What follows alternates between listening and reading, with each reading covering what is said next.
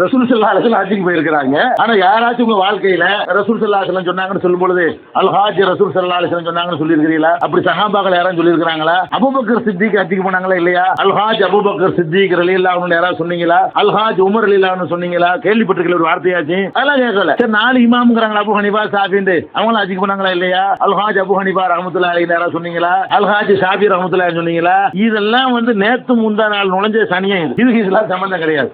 நம்ம சமுதாயத்துல இக்லாஸ் இல்லாம போய் ஹஜ்ஜிங்கிறது அல்லாஹ்வுக்கு செய்யற கடமை, அது பட்டம் கிடையாது. என்னமோ யுனிவர்சிட்டியில பட்டம் வாங்கிட்டு வர்ற மாதிரி அல் ஹாஜ்னு போட்டுக்கிறாங்க. டிகிரி உலகத்துக்கு உள்ளத போட்டுக்கலாம். நான் பிஏ எம்ஏன்னு படிச்சேன்னு சொன்னா அது டிகிரி உலகத்துக்காக படிக்கிறது. அந்த பட்டத்தை படிப்பை போட்டுக்கலாம். ஹஜ்ஜி இபாதத். இபாதத்தை போய் என்ன பட்டம் மாதிரி அல் ஹாஜ் அல் ஹாஜ்.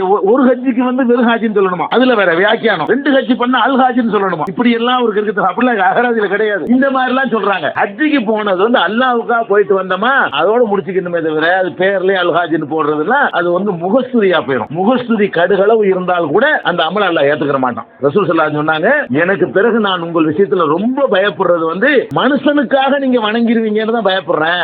ரியான்னு சொன்னா என்னன்னு கேட்டா அல்லாஹ்வுக்கு செய்யற வணக்கத்தை மனுஷனுக்காக செய்யறது. 4 பேர் பாராட்டணும். இதுல எந்த அளவுக்கு ஆயிடுச்சுன்னு சொன்னா போறதுக்கு முன்னாடி அவங்களே காசை கொடுத்து போஸ்ட் அடிச்சு விட்டுறாங்க. இவனு எவனும் விட்டுறது இல்ல.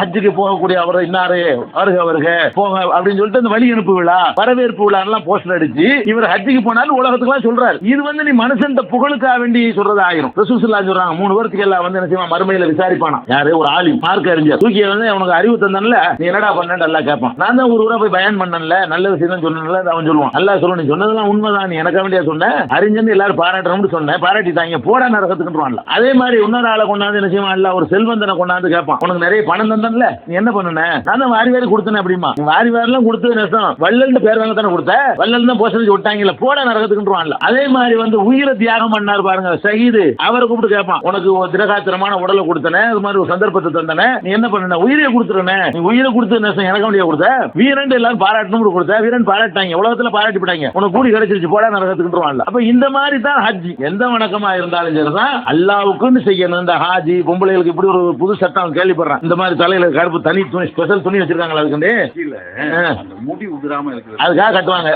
அதை காலமெல்லாம் கட்டிக்கிறது, இது ஹாஜியானு சொல்றதுக்காக கட்டிக்கிறது.